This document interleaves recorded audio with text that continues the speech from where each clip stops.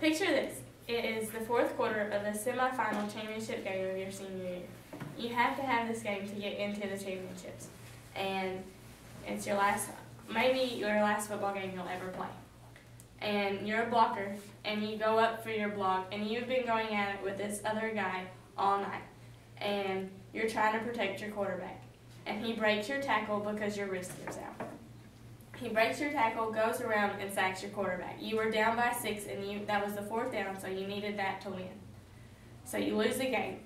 And yeah, you could say it was your fault. But if you had your wrist tape, or to give it more support, then maybe that possibly wouldn't have happened. So today, I'm going to teach you how to tape a wrist. Now, how do I know how? I've been on our football sideline for 3 years, and for 3 seasons, and I've taped multiple wrists at practices and games, and it's really not that hard. There's only 5 or 6 steps. So, first of all, you take your pre-wrap, and your pre-wrap is just a barrier between the skin and the tape to make sure there's no blisters or sores, and you make sure the roll is facing up, that way it rolls smooth, and you just roll it on. And normally you go up 3 or 4 inches or until the athlete is happy, and then you just rip it off, and then you're done with it. Your first strip of tape goes on the bottom, and this is an anchor. And an anchor, when you're taping anything, is just a place where you're going to put more tape. So you don't have to make it too tight, but make it pretty snug. And you just bring it around, and then if you can't rip it off, you can cut it. And then you put your other anchor on the top.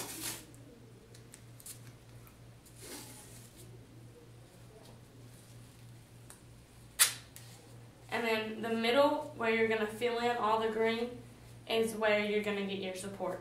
So you be sure to make it really tight, but not too tight, don't cut off circulation, then you'll have a really angry player after you. And so they'll tell you how they like it. Once you'll tape them more than once, and you'll get a feel for your athlete. And you can add another piece if you'd like to make it a little bit more snug, and pull it around on the bottom to make it even tighter.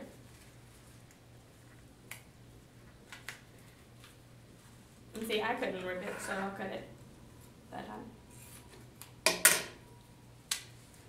And so you kind of like mold it to this arm and like push it around. And you have to make sure that if they're a linebacker, or a blocker, you have to make sure they can do this and go up for their tackle. So you push on their wrist.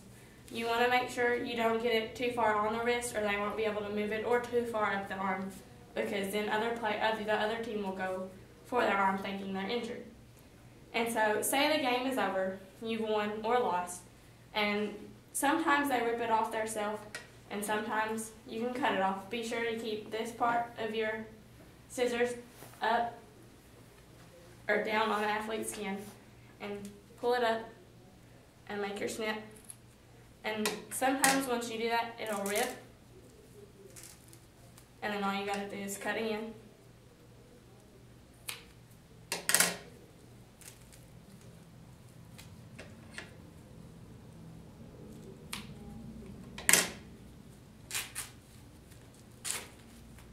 And it'll come right off.